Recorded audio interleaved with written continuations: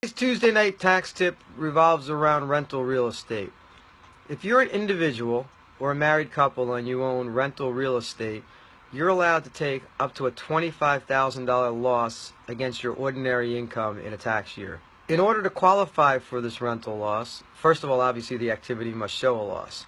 So you would start off with your rental income and you would deduct your expenses such as your mortgage interest, your real estate taxes, your sewer taxes, any utilities that you pay, and the big one also depreciation expense.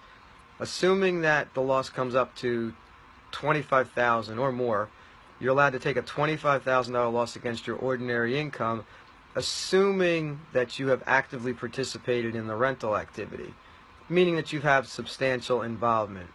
Substantial involvement in a real estate activity would really consist of making what would be considered management decisions. Management decisions would be that although you may not be the one performing the repairs, you would be the one authorizing the contractors that are performing repairs on the property. You would approve the new tenants. You would approve the lease terms. You would decide when capital improvements need to be made to the property. So in other words, you're making all the decisions that need to be made in order for this rental property to run. Now, the other thing to keep in mind is if your adjusted gross income is over $100,000, you lose $1 of this loss for every $2 over the $100,000 figure you are.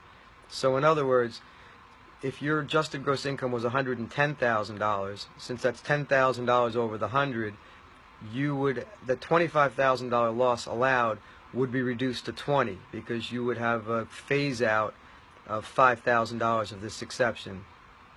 Once you reach $150,000, obviously half of 50,000 would be 25. You would lose the total ability to carry this to take the rental loss deduction in the tax year. And any deduction that you're not allowed to take carries forward to a future year or until you get rid of the rental property itself. Now, another thing to keep in mind is there are many rules regarding what is considered to be passive activities, and rental real estate is considered a passive activity. And there are special rules if you are a real estate professional and a lot of other things that could be attached to these rules.